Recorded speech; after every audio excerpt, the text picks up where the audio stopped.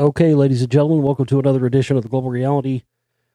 I'm your host, Josh Reeves. This is the Friday, May 26, 2017 edition of the broadcast. I thank you very much for being here with me for another edition of the show. I've got a ton of stuff, a ton of news. This is going to be a big news broadcast. I've got a ton of stories and a ton of things I want to get into and talk about. I've got stuff here that's been piling up for weeks. Some of this stuff is literally like I've got stuff that's been piling up for 2 weeks, and there's been new stuff coming out. So I'm going to do my best here for you on this show to get out all of this stuff that I can here for you. So we're going to be heavy on talking about a lot of this stuff. Very, very interesting stuff coming out. We just had the Chris Cornell stuff happen, and then now, of course, with the bombing in Manchester. I don't really have a lot to say about the bombing in Manchester thing other than, everything's pretty obvious, I think, on that. The one thing I will say about that I've noticed, and I've looked to see if anybody else has noticed this, and I haven't seen, it's very interesting to watch how these attacks are approached and how they're handled. And so many of these, so many of these attacks, some of these things are staged, but not every one of them I don't think they're all staged. And even if they are staged, they're not even being staged by the same exact groups of people. But, when you see them being timed to serve political interests, it's hard to think stuff like that isn't an operation, isn't something that they're trying to do to sway political leanings, especially, elections in Britain and stuff. That's a big thing. Just like we had last year here in leading up to the elections here in the United States. What do we have? Shooting after shooting after shooting after shooting, and racial violence and all this stuff. And then the election happens, and the front on that goes cold because clearly, again, you always see these things, and that's when you start to see them happen in the exact same way in other countries prior to elections and stuff. It becomes pretty clear what that kind of stuff is. But one thing I've noticed, the only thing I'm anomalous, I don't really have a lot to report on got a lot to report on other stuff. Don't really have a lot to report on the Manchester bombing thing. That's the problem, isn't it? These things, you can't cover it all.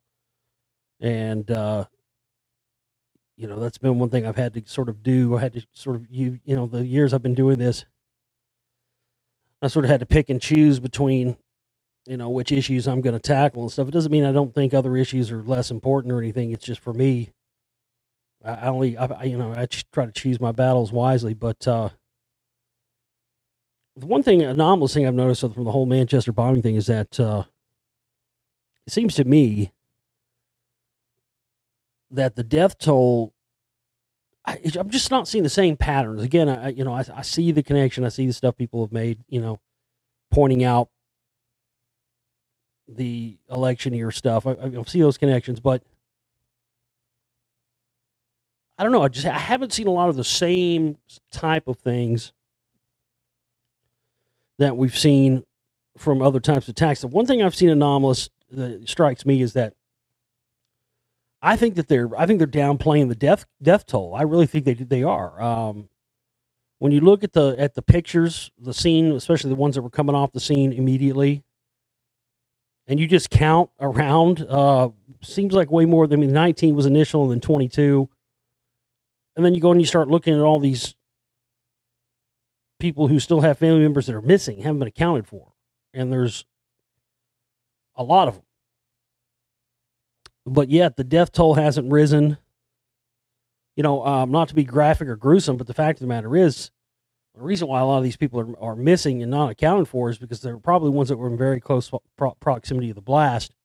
And honestly, there's probably not much left of those people. But they haven't, again, even with that, they haven't increased. I even think I've heard stories of there being a couple of people that were injured that have died since then. They have not increased the death toll past 22 from that initial thing. I'm sure there's all kinds of people going crazy on the numerology of all this, but that's the one thing I've seen is I think way more than 22 people were killed during this, but for some reason they seem to be downplaying the death toll here. And I think that's interesting because most of the time when these things kind of happen, they use them to capitalize. And of course they are trumpeting up the ISIS calls and, we have to stamp out this and that, just as they always do. But there's something different with this. I haven't quite put my finger on it yet. There's something quite different about it. But, as per usual, they're using their same pundits and mouthpieces to push the agendas they want to push people's ideologies towards in as far as the understanding and the perception of what these events have taken place. But, actually, some of my listeners out there reminded me of this, and they are correct. I guess it was 2 or 3 years ago on some of the, there were some shows that I did. I can't remember what, I think I might have been talking about. I know there was one story that I did a couple of years ago where I was talking about how they've started to use, this was even 2 or 3 years ago, they started using facial recognition cameras at concerts and stuff. And again, first it was the airlines, and then, they're going to increasingly clamp down on travel and the rest of them. And this is all a part about, part of creating this totalitarian society. And I predicted 2 or 3 years ago, you're going to start going after concerts. You're going to start seeing, staged attacks at concerts and things. And interesting, the timing of this happening right, alongside this suspicious death of Chris Cornell, which I did the special on. And, there's been tons more information, even since I did that special last weekend on the death of Chris Cornell, just days after his death. Tons more stuff has come out since then that we'll talk about later that have proven me, my suspicions, many of your suspicions as well, correct already. I mean, they've already, they're, new information, new narrative is already being constructed. New narrative is already, information that very easily could have come out the night or the day we all found out. Now new information's coming out. They always do this. They did that with Kurt Cobain. They introduce all this new information, and then what happens is after 6 months, a year, 2 years, 5 years, 10 years, 20 years goes by, and somebody goes back and looks at all the information, they just see it as in one big conglomerate, right? This is exactly the perception that the people that pull off these operations count on. So what I mean is that, and I was going to say this, I guess I'll just go in and get into it now since I was already talking about it, the Cornell thing, but we've already seen new stuff, new information coming up. Now they're saying, now they're saying he had fresh track marks on his arm. That was not reported by the medical examiner. That was not reported by any of the people on the scene. But a week later, now after his death, now they're saying he had fresh tracks on his arm. Everybody's doing all this stuff with some, he had that song Fell on Black Days, so that must have meant he was depressed and wanted to kill himself. I mean, they are gone out of their way to convince people of this official narrative, and they're adding new stuff to it. And what I was saying a minute ago, again, when you look back at this information 6 months, a year, 2 years, 20 years, whatever it is from now, it's not delineated as, so-and-so killed themselves and took drugs and did this, that, and the other, and had fresh track marks. See, that information isn't delineated as to when it came out. They don't put, hey, fresh track marks the report came out a week later or whatever. I've seen this so many times. Philip Seymour Hoffman, the same thing. They changed the story 8 different times about how much heroin he had. First, they said they spent almost a whole week saying they found no drugs on the scene of the crime. Then mysteriously, they find a big bag of heroin, and then after that, they find a massive amount of, like he's a wholesaler type amount of heroin. When you look back on that now, when you go read the stuff on Philip Seymour Hoffman, it doesn't say, it doesn't give you any information pertaining to the initial report saying no drugs were found, this, that, and the other. All it says is, a massive amount of heroin was found in his house. Again, that's how people don't understand. Excuse me.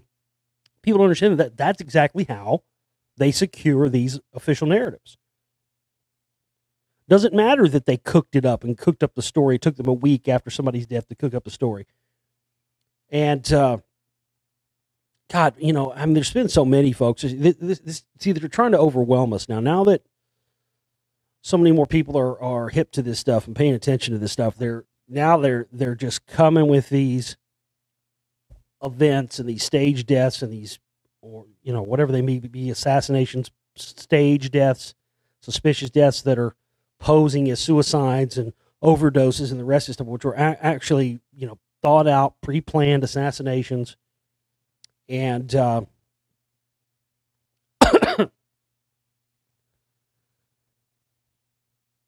again, it doesn't matter that the story changed a million times in the first week or whatever it is. But that's the same thing you see with all of these.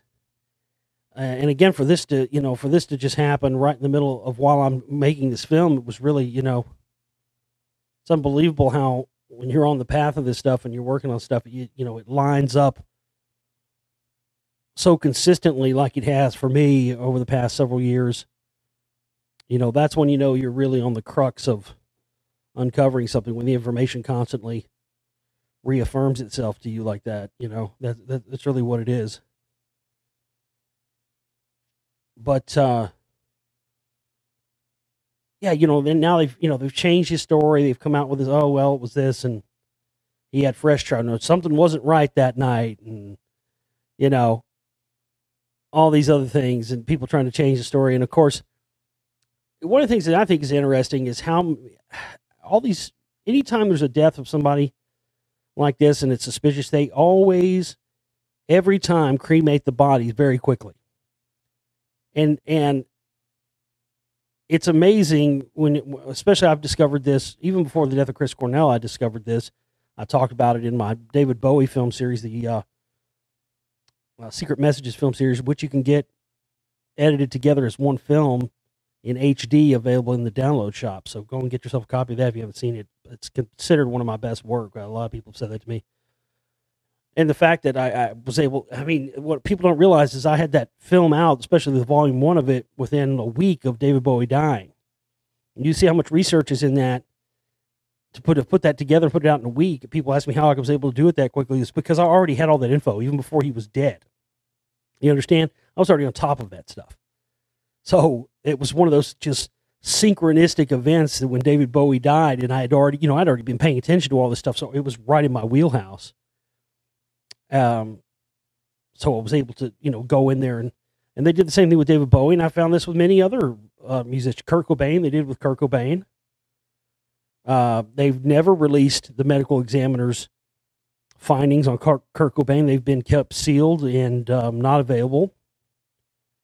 Then you find out, like I did, that the guy who performed the autopsy on Kurt Cobain is now dead. And he was one of Courtney Love's heroin buddies. So she had everybody in her pocket. And that stemmed from her father's, being a CIA agent. He worked with the Grateful Dead and was the go-between between the CIA funneling the LSD from the CIA to the Grateful Dead and them on tour and stuff. And many of them got into Scientology, and all this stuff is going to be in the Spellcaster Volume 2 I'm working on right now. That's why I haven't had as many shows this month. I've been, as you know, balls deep into this film.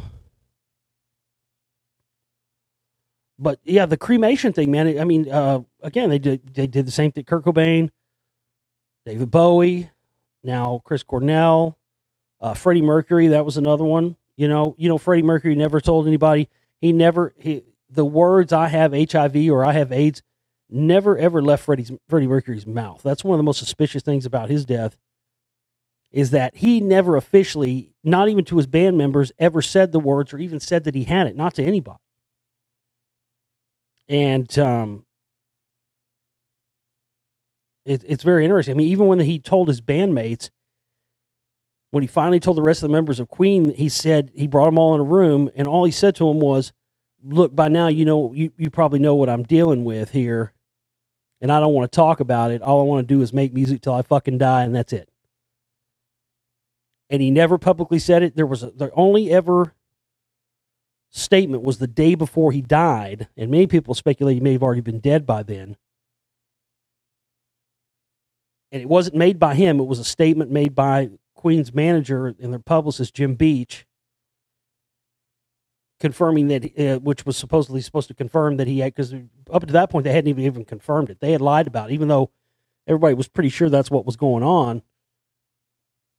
There was never an official statement from anybody from their camp that Freddie was suffering from that until the day before he actually died. That's another one of those things that kind of gets lost in the mix of time and everything, you know.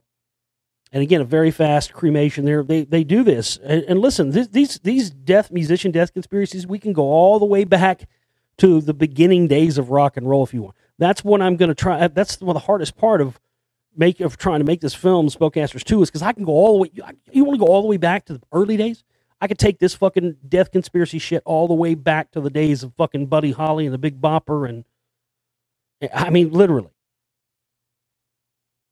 That's how long this has been going on, man. It's across 50s, 60s, 70s, 80s, 90s, 2000s. Now, I mean, I can trace these suspicious death conspiracies and tie them all together seamlessly all the way across 5 or 6 decades, ladies and gentlemen. And trying to do that and get the details in there and try to keep the film at least under 4 hours, it's incredibly difficult. And to do it with virtually no budget, you know, forget a shoestring. I mean, it's increasingly difficult. We have about $750 left we have to raise for this film by Sunday, left on our budget. If anybody can help us out, please go and do so, because, you know, I've been slaving away over here on a mouse budget. I mean, a crackerjack budget. And with what I've put together for this film, the way that I'm laying out and presenting it, it's just unbelievable. And, you know, people have asked me if I'm going to make a volume 3. I don't know. Hadn't got that far yet. Maybe, maybe not. We'll see what happens. I could almost make a volume 3 entirely on death conspiracies concerning comics, stand-up comics, comedians. I mean, literally, I could literally do just like a volume 3 on just suspicious deaths and the connections. I mean, it's insane how many there are. I literally could do just a film on that. I don't know. I don't know if that's going to happen. People have asked me. I don't know. No, I don't know that far ahead yet. As I've said, it's become increasingly difficult with each successive film I've done to get funding for the next one and to even get the next one enough money to make the next one and get it out, that I don't have any immediate plans for any more films past volume 2 of the Spellcaster. But that doesn't mean I'm not going to make any more films. It just means I'm not putting any more on the agenda right now until after I get past this volume 2, because this is such a monumental piece of work, and it's, you know, it's 50-50 of these, even if it's going to even get finished or not. I mean, it's happened before. I had Lost Secrets of Ancient America volume 3 I was trying to finish, and I dumped an enormous amount. Every bit of money I made from volume 1 and volume 2, I dumped into volume 3, and we only were able to complete about 60% of that film. It's still, you know, on the shelf. Who knows if it'll ever get finished and come out, even though there's stuff in there I've never even talked about, because there's stuff so groundbreaking in that film that's supposed to be in that film that connects all the information on these ancient sites across America together. You know, stuff I've been sitting on now for a couple of years, because, you know, it becomes increasingly difficult. This month's been terrible for us as far as contribution, support, and the rest of it, and that's the main thing. And this film, again, I've bitten off entirely more than I could ever chew, and it's not just going to be one film. It's really going to be 2 films in one. But it's just insane that this stuff continues to play out like it does. Anyway, I got a lot more here to talk about. I got so much here in the stack I want to go through, so I'm going to start burning through this stuff quick. California school scraps anti-drug program after parents find link to Scientology. I don't know whether it's because that's, you know, it's the Hollywood thing, and that's, you know, where a stronghold, Florida too. but California especially has always been, the big stronghold for Scientology. But I mean, this is the second story I've covered and talked about concerning the introduction of Scientology-based materials into schools, specifically in California. And I found it interesting that we've never seen these stories outside of any other states other than California. I've talked many times about, and even put it in films, the information concerning the Council for National Policy members such as Phyllis Schlafly, Beverly LaHaye, Betsy DeVos, who's now the education secretary, lobbying these schools in California to get evolution teachings taken out. And you would assume, these being the Christian right-wingers, that they would want to have creationist teachings introduced instead, but that's not what they did. Instead, they introduced and had Scientology, L. Ron Hubbard teachings installed. And, when I first started investigating the Council for National Policy and made my first film on that back in 2009, I found that information as far back as then and didn't know what to do with it. Didn't know what to do with the information of seeing Phyllis Schlafly standing in front of a Scientology cross. Didn't understand that. Didn't understand that the Council for National Policy is a CIA front organization, and all the people that associate with it, from Alex Jones to Jerome Corsi to, on and on and on, all the people associated with it, so many people in the Trump administration, and understanding that that's a CIA front organization and all these people connected to that group are therein part of the CIA front. And then, of course, the stuff we found out recently with the L. Ron Hubbard connection to the Georgia Guidestones and, the belief that Xenu was, a previous incarnation was Christ. I mean, it really starts to make you understand why, okay, that's why there's this connection to these supposed right-wing Christians and Council for National Policy types, the CIA and Scientology together, and why so many of these people are, free zone Scientologists and the rest. But Santa Monica High School canceled anti-drug program after parents learned it's affiliated with the Church of Scientology. The Foundation for a Drug-Free World recently held 3 assemblies at Santa Monica High School. See, they do all this anti-drug stuff, and they act like they're anti, pharmaceuticals and vaccines and the rest of this. Meanwhile, L. Ron Hubbard was the biggest fucking druggie on the face of the planet, even though that's part of, again, it's the hypocrisy. Just like you see hypocrisy in government and hypocrisy in our politically correct culture now, that preaches equality on one hand and then excludes other people and other races under the justification of equality. I mean, it's just ridiculous. But they're no different. I mean, Scientology has all these rules against. That's why John Travolta and Tom Cruise and the rest of these Peter Puffers have never. That's why they're scared to come out of the closet. Because, I mean, in 2017, nobody cares. Nobody gives a fuck anymore if Tom Cruise or John Travolta or whoever the fuck is gay, right? And everybody has known for many years that they're flaming out of control. I mean, how many? You can't tell me. I mean, how many fucking masseuses have? There have been dozens of them. But because they have these rules within Scientology, but the thing is, in the upper echelons, people like Miscavige and Tom Cruise, publicly, they act like they adhere to these rules. Behind closed doors, absolutely they don't. It's all part of keeping the mind control slaves under those rules, and they follow a completely different set of rules altogether. Even L. Ron Hubbard Jr., L. Ron Hubbard's own son, said, in that interview that I talk about in my film, The Spellcasters, it'd be easier to ask him what drugs his father did, and even though he preached anti-drug everything. In Spellcasters 1.5, there's that interview, very rare interview with L. Ron Hubbard, and you can see his teeth, man. Go look at his teeth and go look at Stevie Ray Vaughan's teeth in like 1983 when he was tits bore into heroin. And go look at fucking L. Ron Hubbard's teeth, and it's the same. That dude had opiate user teeth, man. Because, again, his own son said it'd be easier for me to tell you what drugs he didn't do, because he basically did them all. So that's what a part of this. So all this stuff, man, they claim to be one thing, to the public, then it's a completely different thing behind closed doors. And the agenda is, as always, is to, again, have more things to demonize that then justify Scientology's existence. Some old dude up in fucking Minnesota just said, fuck it. I don't suggest this. I mean,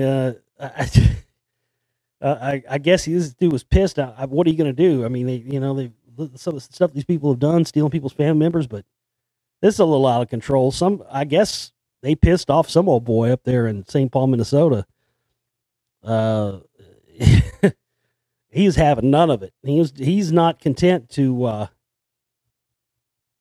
I guess, expose these people on the information front. This guy just said, fuck it. A member of the Church of Scientology, St. Paul, Minnesota, was sitting in the building's second floor library when she says she saw a man pull a jug from his backpack. He started splashing liquid from the container onto the facility's books. Then he took out a match and set them on fire. Holy shit, this motherfucker just walked into the library and said, fuck it. Now, that's a dumbass move, number one. You should have done your research, pal. You think just because you went into some fucking Church of Scientology library in Minnesota, like this guy's thinking he's going in and burning the master files or something. Like, I'll show them. Damn Xenu worshippers. They won't have their texts now. like the ones in that library are the only ones that exist. Motherfucker, they've had these things backed up in perpetuity for decades. Come on. They've got that shit in fucking, EMP proof buildings and hard, in redundancy, I assure you. I don't know what this idiot thought he was going to accomplish. I mean, again, some of this stuff, like this, though, oftentimes, believe it or not, a story like this, oftentimes is actually perpetrated, believe it or not, by the church itself. It's a common thing. Same old, they apply the same old false flag things. Don't think they don't. Don't think Jones doesn't. The perceived under attack thing. That's why I don't, there's so many things that get done to me that I never talk about, never mention, because I don't want to give them the time of day. I don't want to give them the satisfaction. And I certainly don't want to try and use that stuff or give anyone the perception I might try to use that type of stuff to justify my own existence or to, back up my work and stuff. I don't really need it. It speaks for itself. So I'll be honest with you. There's been a lot of stuff, man. Don't think that I don't get, subjected to stuff just because you don't hear me talk about it every time. You know what I mean? For instance, my last video that I put out, the people have been saying for a while now to me, leaving comments on my YouTube videos, talking about this. I hadn't seen it happen to me yet. Well, it finally did happen. People were saying that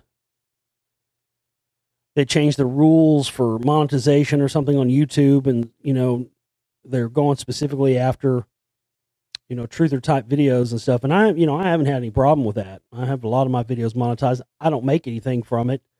Very often, make a little bit, maybe $100 a month or something. But every couple of months, I don't really know how. It's not very much. But anyway, I had other videos that have been monetized for a long time. You should just go through my videos and click on the links to the commercials and ads on those. Maybe that'll kick in more. But L. Ron Hubbard and the Georgia Guidestones, I guess, was okay for them, or any of these other shows. But that Chris Cornell video I did got more views quicker than I think any video I've ever posted. It's over 4,000 now, but I mean, it was chugging away quick. And it was monetized for like the first 2 or 3 days, and then I got a notification saying that video could no longer be monetized. See, a lot of times they won't monetize videos because it has some of their content or whatever in it, but then they put their own ads on your stuff. But this didn't have any kind of anything like that in it. And then you can appeal it, and I appealed it, and literally within seconds of appealing it, they sent me another message back saying it was denied. So it was auto-denied. But see, what it is, it's proof that they're only going after certain topics in certain videos. And it's funny, man. So much of the stuff I talked about in that Cornell video. You remember I said look at the bodyguard guy. I mean, it's unbelievable how much stuff's come out on that guy now. Remember I said he might have had something going on with the manager or whoever it was. I mean, that's who you got to look at, man. Those are the people you got to look at who was closest to him, who had the most access, and who had the most to gain. And looking into this bodyguard guy, he was the guy. This blew me away finding this out. He was the guy that caused Heidi Klum and the singer Seal to get a divorce. And it's fascinating because she was fucking around on Seal with this dude who went on to be Chris Cornell's bodyguard, who supposedly gave him the Ativan, all that stuff. She gets a divorce from Seal, and then later on she breaks up with the bodyguard. Heidi Klum breaks up with the bodyguard, but yet she gives the bodyguard, gives him a house, gives him all, like she's trying to hush him, like she's trying to keep him quiet on something. I've not quite put that together. So clearly he had some kind of blackmail material on Heidi Klum more than just, oh, she cheated on Seal with me, because who does that? You know what I mean? Who cheats on their husband and then when they break up with the person that they're having the affair with, they give that person a house and cars and all this, like they're buying them off? So I still think that my money is on this supposed bodyguard guy. I've tried looking into him. I really can't find much on him as far as, you know, some of the usual stuff I would look for, like connections to Blackwater or any of these mercenary groups, you know. But there's enough there. There was another story I found where I guess a couple of years ago, there was some stalker after Chris Cornell, and this bodyguard guy stopped him. But anyway, that, you know, I think there's videos all over YouTube that are monetized that have a lot more crazy content in than that video did. For some reason, because that video was really starting to go viral. And it seems like the views started to slow down right at the same day, like it was going up and up and up and up. And right at the same day when they sent me the notice saying that video couldn't be monetized, which, you know, it probably would have made quite a bit of money because it was, you know, it was getting more views quicker than anything else. And that's of course why they did it, or why they say they did. But really it comes down to one thing. It comes down to the fact that they're finding any way now to keep information from getting out there. And not only that, try to make it more difficult for those who actually do very rarely do I get lucky and have a video that goes supernova like that. It happens. The Bowie video definitely did. And sometimes they do, but it's funny that every time I have a video that gets a whole bunch of views, every time YouTube finds some way, they say, oh, you had a copyrighted content in here. Well, no, actually I didn't. One of the David Bowie things they claimed I had copyright content on, but it wasn't. It was actually a cover, it was a cover of a David Bowie song. It wasn't a recording taken from any. That's why I did all that sound and stuff on the 8-bit synthesizer, and did it all through MIDI and all that, so that I could create and have David Bowie music in there that would be royalty-free, license-free. And was very careful about not putting clips or videos or anything else in there. And they, of course, still found a way to make that video not be able to be monetized by me. And it was the fastest, one of the biggest, most viewed videos I've ever had.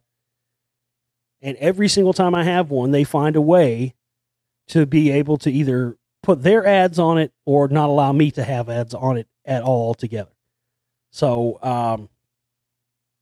something's got to be done about this YouTube thing. It's ridiculous. I'm sick of it.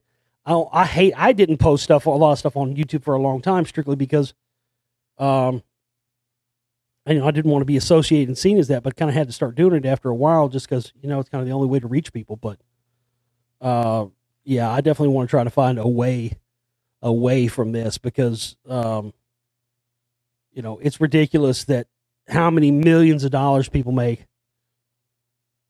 off YouTube videos, but people who are trying to put out stuff that's, important, real, truthful information, they want to do everything they can to make it almost impossible for us to be able to do that. So I'm sick of it.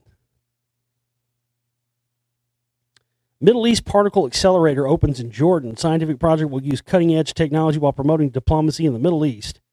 Funny how much they've talked about CERN, very little being talked about this. They're building basically another one of these CERN-type facilities in Jordan, but interestingly, that they would build it close to these ancient,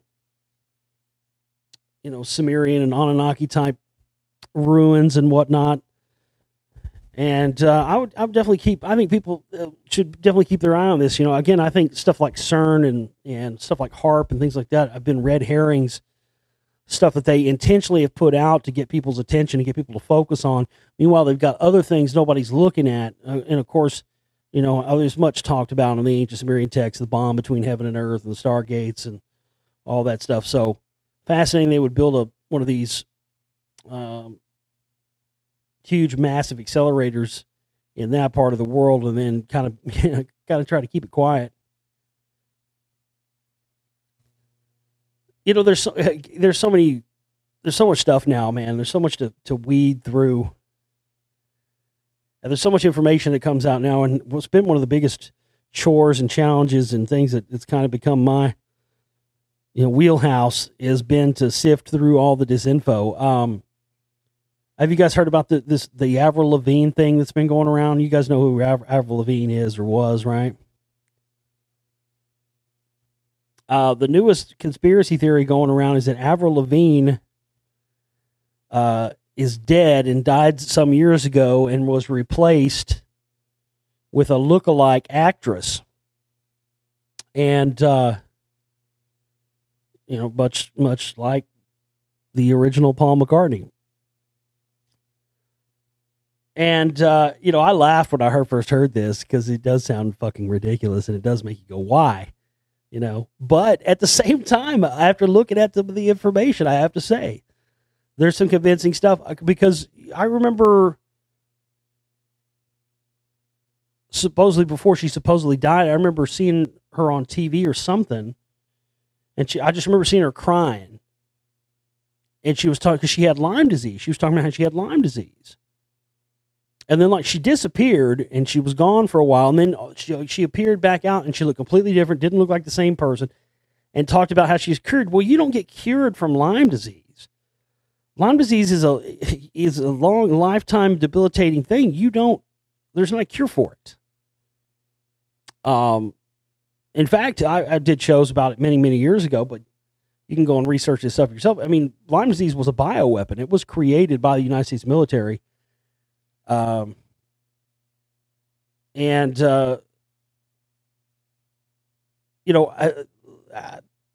I think that it's absolutely 100% true about the whole Avril Lavigne conspiracy? I don't know.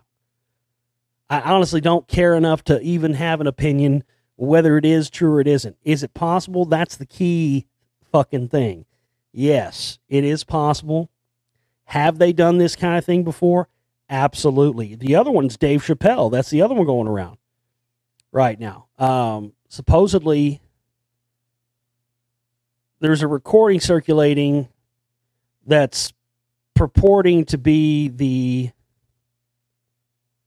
cousin of Dave Chappelle, claiming that Dave Chappelle was killed and cloned and replaced by a clone who's now, in fact, she goes farther than that. She even says his whole family was killed and cloned and replaced.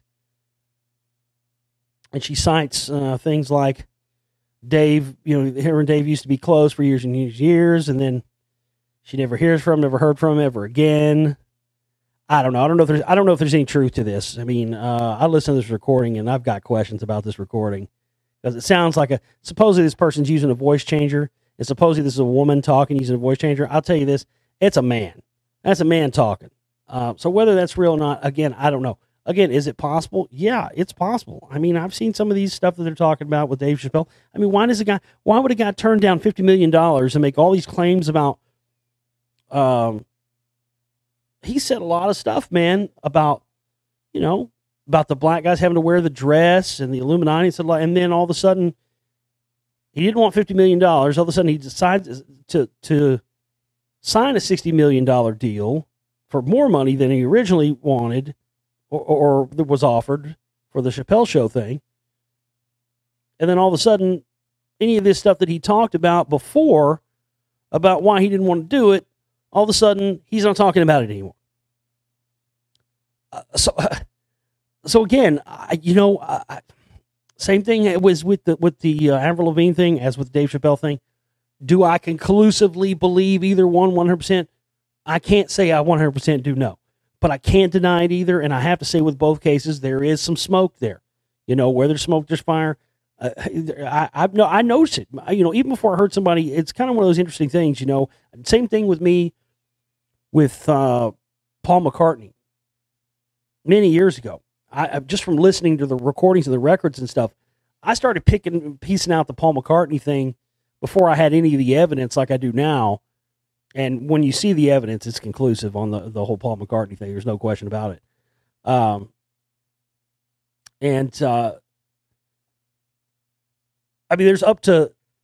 They've forensically found through doing analysis on these recordings, they're up to 3 to 4 different singers on Beatles and Paul McCartney recordings, all purporting to be Paul McCartney. But when you take them and analyze the vibration of the sound waves and do forensic audio analysis on it, they've determined there's up to 4 different people singing as him. So, yeah, they've done it. Yes, they've done it. The whole cloning thing has been going on for many years. In fact, as I've talked about many times, God, there's so much of this. There's so much of this shit that I'll never even be able to put on all these films, man. Phil Spector, the whole Phil Spector thing.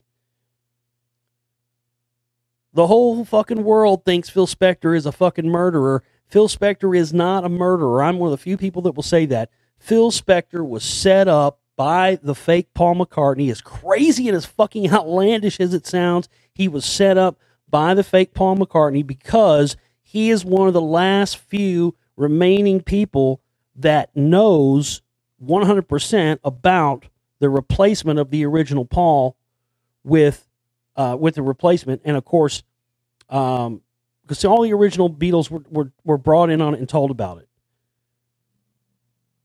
And it's interesting. The first song that the Beatles recorded, very interesting. First song that the Beatles recorded with the new Paul McCartney was the song Hello, Goodbye. Now, I always hated that song. It was always one of my least favorite Beatles songs. But goddamn, when I listen to it now, I'm like, holy fuck. They were telling us right there in our face, hello, goodbye. Don't know why you say goodbye. I say hello. Don't you get it? I can't believe I never got it all those years. It's right there. All this stuff is right there in front of our face until the perception is switched to where we understand it. We don't get it. That's the old McCartney saying goodbye and hello to the new Paul McCartney simultaneously at the same time, but you didn't even see the switch. But listen to his vocals on that song. Go back and listen to some of the Sgt. Pepper stuff, man. You can really hear it. There's some of the Wing stuff from the 70s where it's like the second or third replacement or something. God damn. And you'll see him. You'll see him wearing the fake mustaches and all that stuff. The first appearance of the fake Paul McCartney was at the Sgt. Pepper premiere, and there's video footage of it, and you can see it. They actually put a picture of the guy before he had plastic surgery. They put a picture of the guy they replaced him with. He looked very similar to Paul. They actually put a picture of him inside the White Album. But when he was at that Sgt. Pepper premiere, you can see the video footage. He had a fake mustache on. The new fake Paul had a fake mustache on. It started falling off. The glue started coming off of it. You can literally see it in this black and white footage from this release party where his fake mustache is coming off. And I don't think it was the Sgt. Pepper release party. It was before the Sgt. Pepper release party. It was some footage. I guess it was the first footage. It may have been after they did All You Need Is Love. I can't remember when it was, but it was some party for something. And you could see, and then, of course, right after that, they did Sgt. Pepper, and they recorded the Sgt. Pepper album, which is, 50 years old this year? And they put all this stuff in Sgt. Pepper, because Sgt. Pepper that's why they didn't call it, it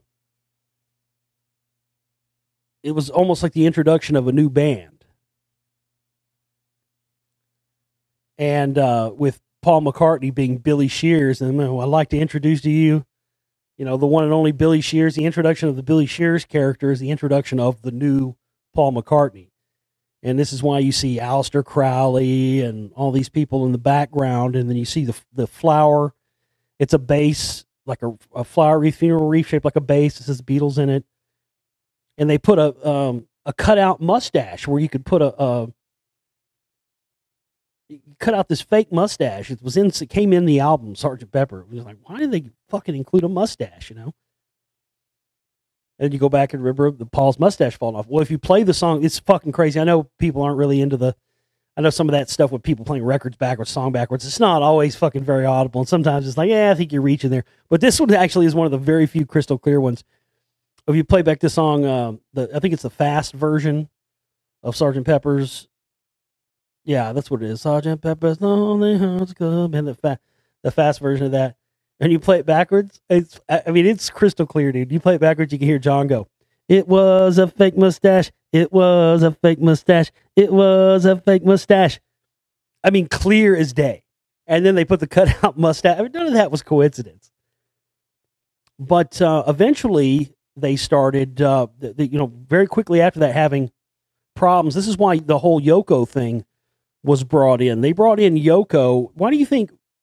In any studio, in any situation, I don't care who you are or how big you are, women are not allowed in the studio. They purposely brought in Yoko. Yoko was the scapegoat that was brought in either by the CIA, British intelligence, MI6, whatever it may be.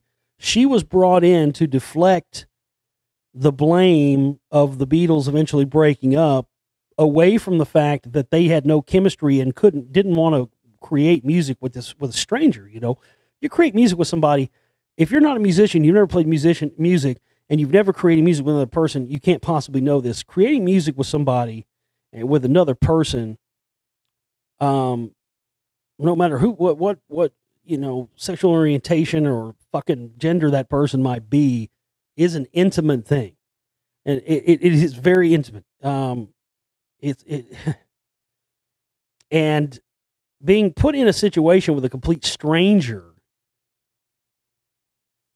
and then forced to make music with this person, but not only forced to make music with this person, forced to then make music with this person that is posing as somebody who they aren't, and trying to then make that be somewhat similar to the other product. This is why they went that direction from, look at that succession of albums through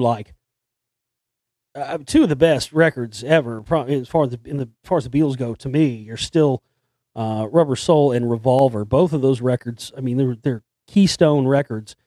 And now it's easy for people, just like I was talking about earlier with the, Chris Cornell stuff, and about how, however long from now they won't say, oh well, a week later they came out with a story about he had fresh track marks, but not the medical examiner, not this person, not that person, not anybody.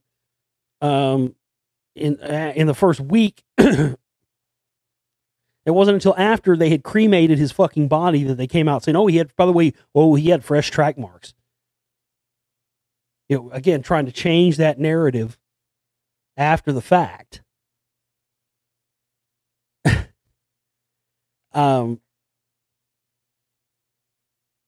Just like that.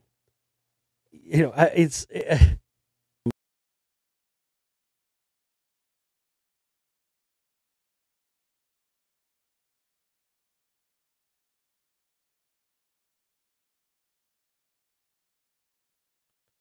And so, again, they've changed the narrative. They continue to change the narrative as stuff. So people look back and they see things in a completely different way than they actually happen. And my point is, this is why there's such a radical departure between those records, Rubber Soul, Revolver, and then Sergeant Pepper. The reason why that, people look back on that now and they go, oh, well, it was the psychedelic times, and this actually that came later. But now people have always just kind of associated, Beatles they were just so far ahead of their time, they were experimental. No, that's the perception. That's what they want you to believe is the story. The story actually is that the reason why they used all that stuff was because they were trying to hide the fact that this new person was not the real Paul McCartney. So they started using all the tape loops, and they were doing, especially on Sgt. Pepper, they were doing a lot of recording. It's very technical, geeky recording stuff, and to just bore you trying to tell you all the details. But essentially what they were doing is they were using half speed tape and twice speed tape. They would speed the tape up and then feed it back into another machine that would record a vocal take, speed it up, or play it all really fast and then slow it down when it would go back, and it would give these different effects. But that's why they were doing that.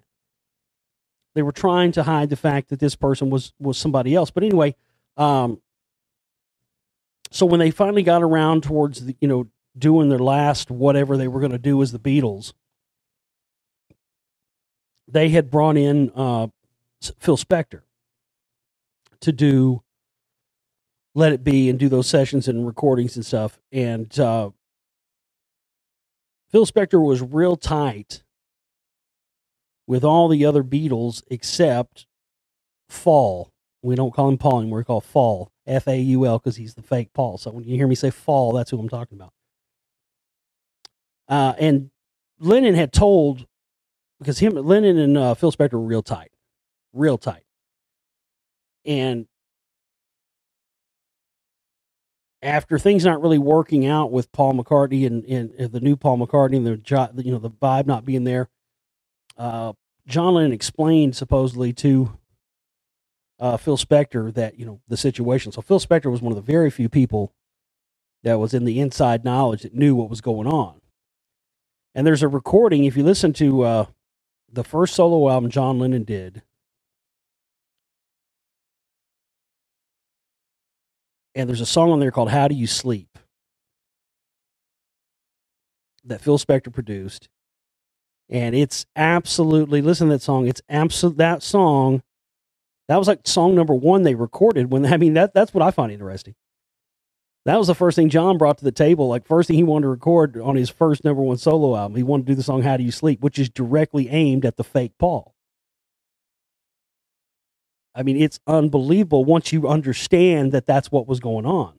When they were doing Let It Be, they had a song,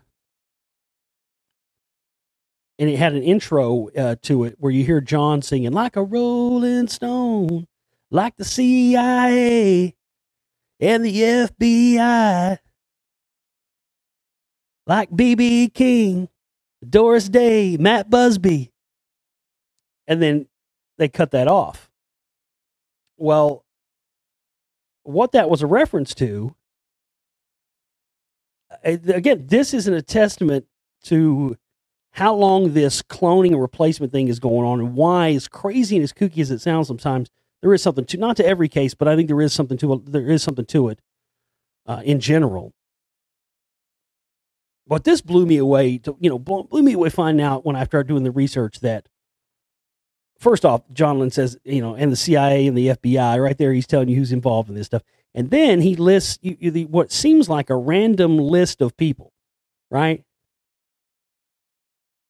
All set to the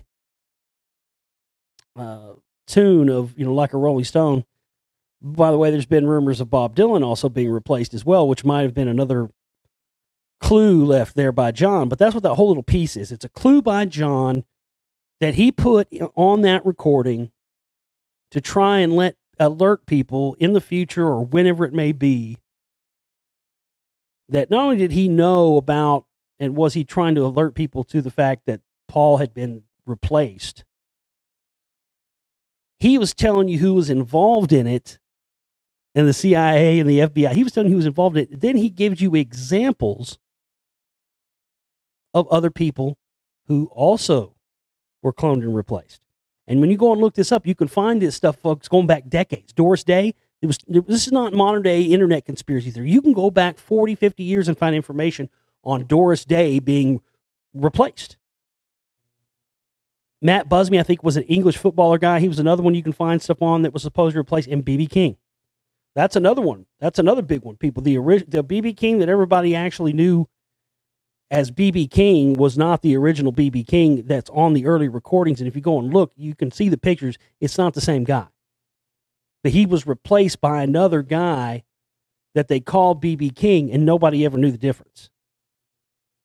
And John Lennon knew about this, and in that song on Let It Be, again produced by Phil Spector, he put that hint to that in there. Now, whether Phil, I believe Phil was the one telling John to do this. Because John really was, Phil Spector was an amazing fucking producer, number one. Let's just get that out of the way. If you've never heard All Things Must Pass by George Harrison, that's the album. Fuck every Beatles album. That album, All Things Must Pass by George Harrison, is better than every other Beatles album there is.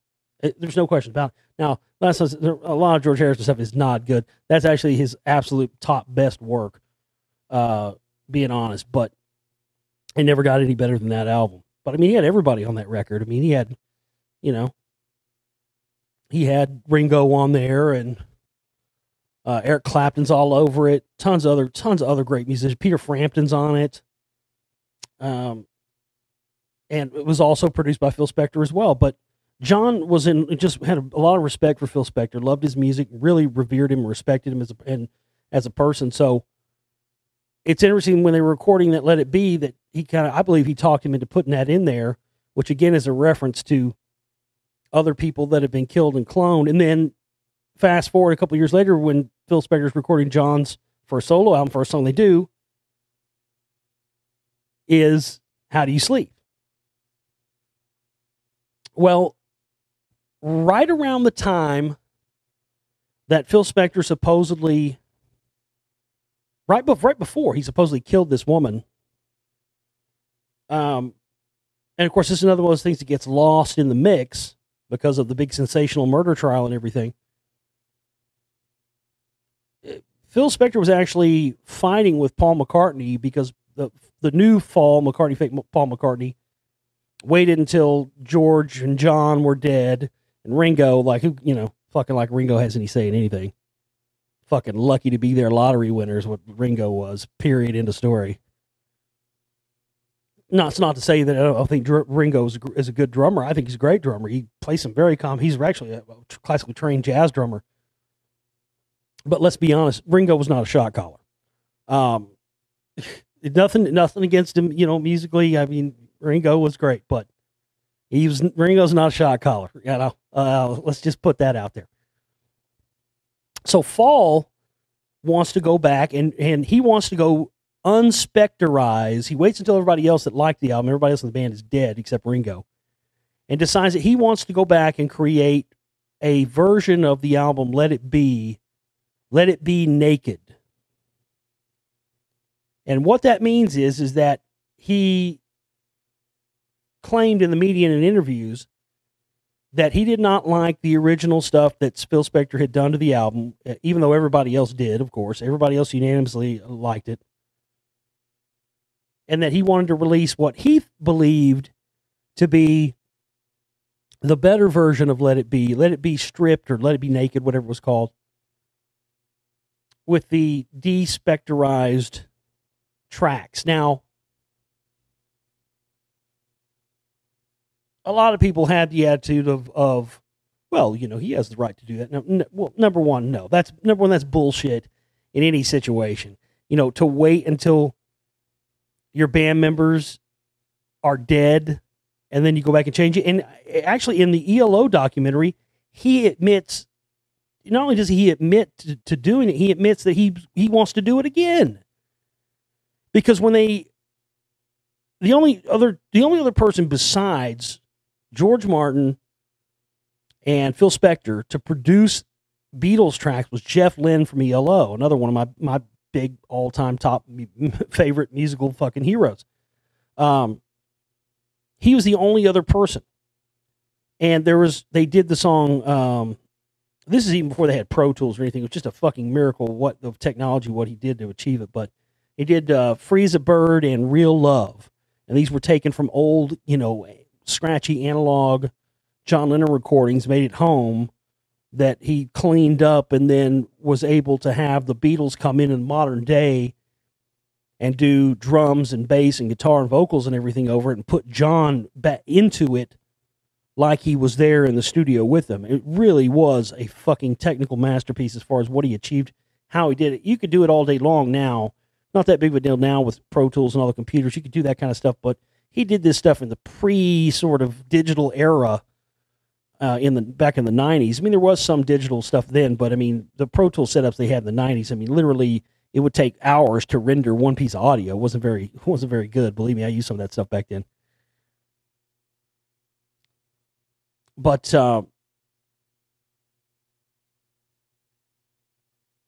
it wasn't just that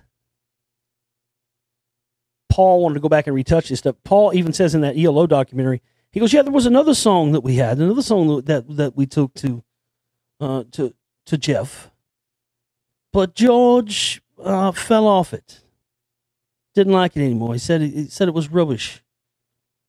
And I was like, "Oh, come on, George, it's John, No, he's like, "I don't care if it's John, it's rubbish."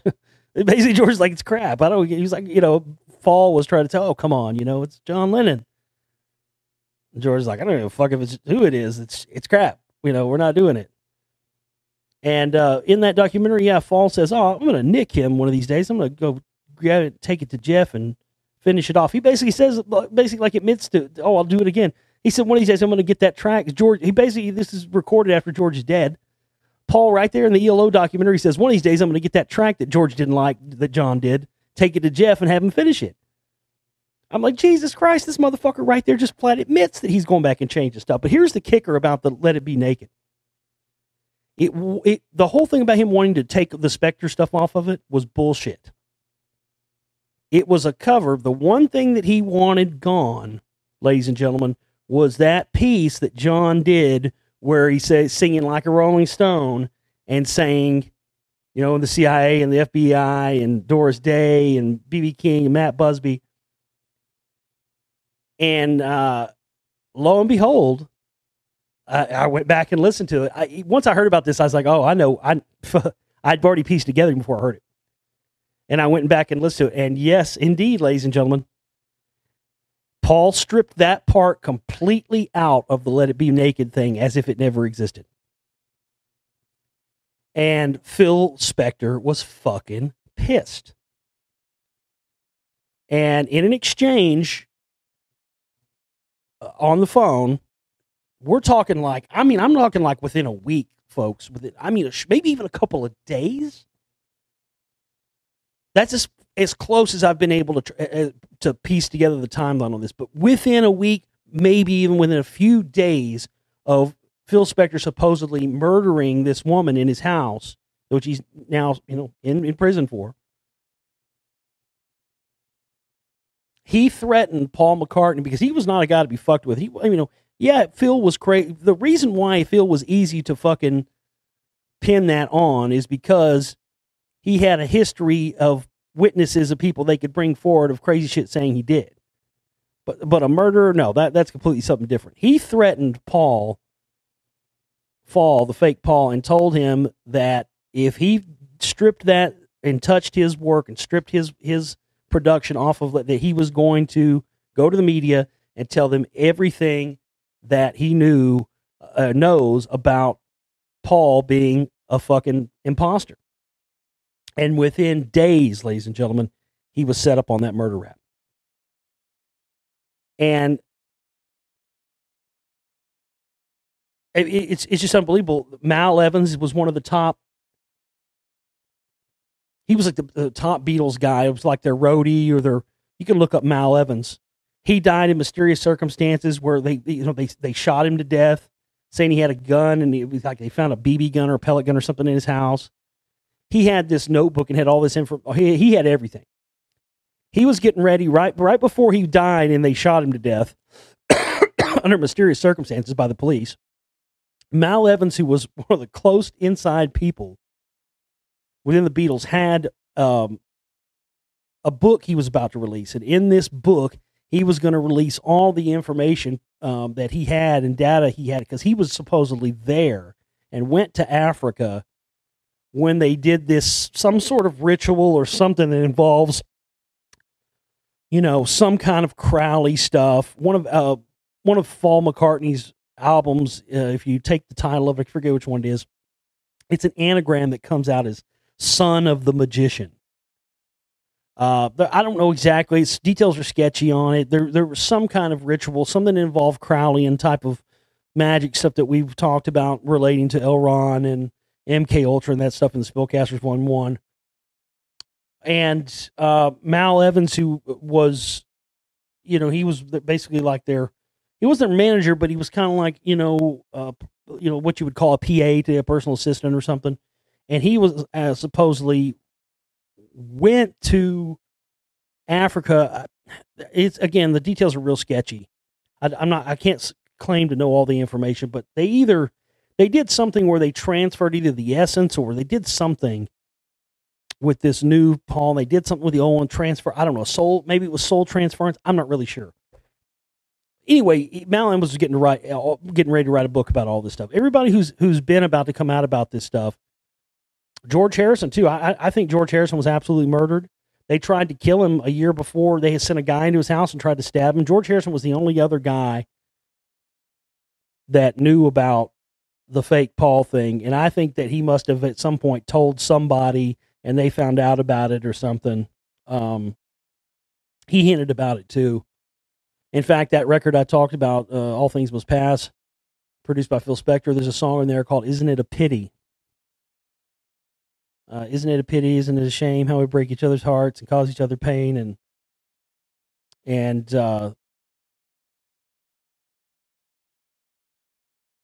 the chorus of that song is the chorus taken from Paul McCartney's Hey Jude. And instead of saying, Hey Jude, it's na na na na na na na na na na na. Isn't it a pity? And that, again, that was another little, I don't know if Spector. It's interesting that all of these, the only references that you find to this fake Paul that have been encoded into these records are only occur on the records that are produced by Phil Spector.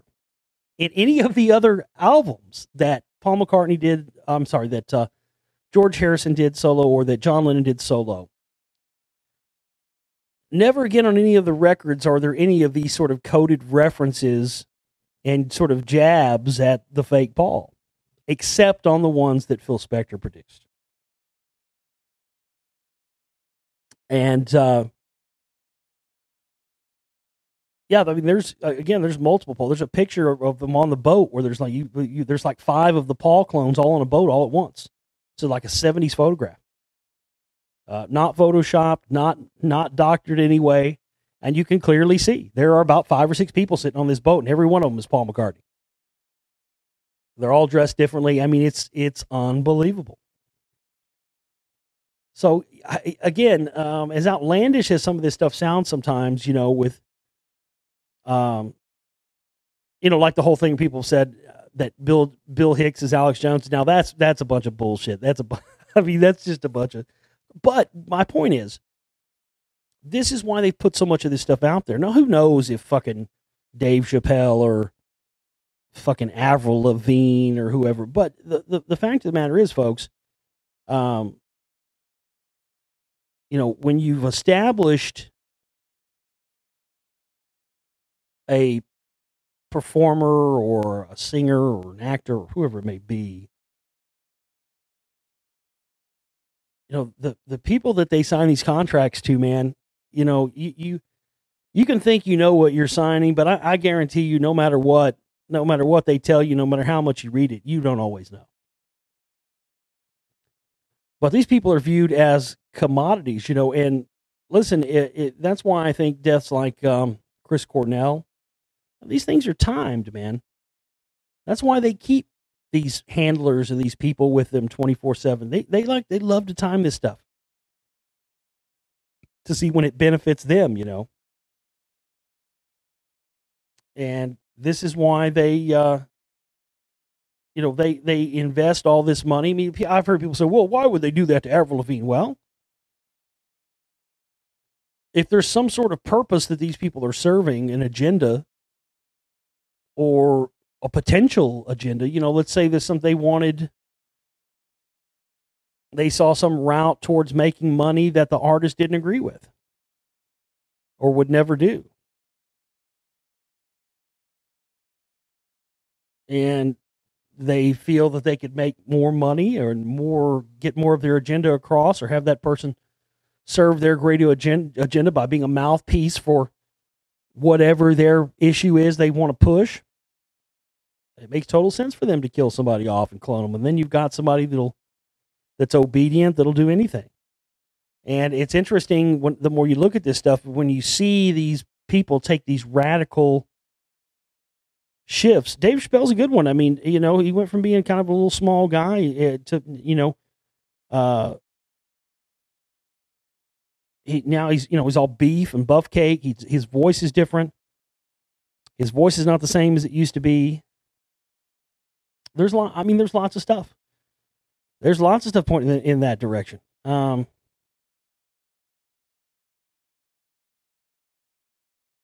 we've got to get to this point where we have to understand that things that sound outlandish and insane, that's exactly what they bank on. They bank on you hearing this stuff and thinking it's outlandish and crazy. And then they capitalize on that, and then they can confuse people and muddy the waters even further by throwing out these horseshit stories that are not true. Like the Alex Jones, Bill Hicks thing. And then, of course, anytime you bring up anything hard evidence like I have and stuff exposing Jones or whoever it may be and connecting him back to these things, well, then somebody hears, "Oh, yeah, you must believe Alex Jones is Bill Hicks reincarnated too, huh? Since you believe that." See, I've had people say that. Again, that's exactly what these things are designed to do. And to further confuse people. And, they give you one that sounds like bullshit so that when you hear one that may actually be true, you throw the baby out with the bathwater yet again. And just assume that that's probably fake because one of these other ones you've heard about are fake. They do that a lot. One of the favorite things to do. I have no time to get into. I've got so much more news and stuff here to get into, but we're just out of time. And again, folks, we got to have everybody's support out there. We've got $750 to raise by Sunday. You can find the links in this video and in the comments and in the read more section and all that. And we've got $750 left to go on our Spellcaster Volume 2 fundraiser, folks. With the information we're going to have in this is imperative. I mean, literally, we need about $2,000 more for this. But if we can at least get the $750 in here by Sunday, we can stay on course to get this thing out by July. It's going to be a massive work. My voice is going, man. I've been doing too much work, and I literally have not taken a break. This is a holiday weekend for a lot of people. It's not for me. It's never a holiday for me. It's work 24/7. But I can't go any further. A little bit that we've gotten in over the past month or two towards the film. I mean, we've expended that.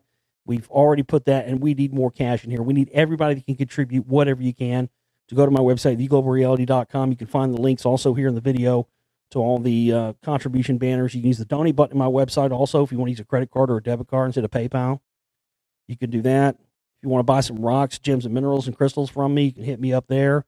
Also, be sure to hit the download shop at theglobalreality.com and get yourself a download of the Spellcaster, Spellcaster 1.5, and all my other films. All Secrets of Ancient America, Volume 1 and 2 are in there. Tons of audiobooks.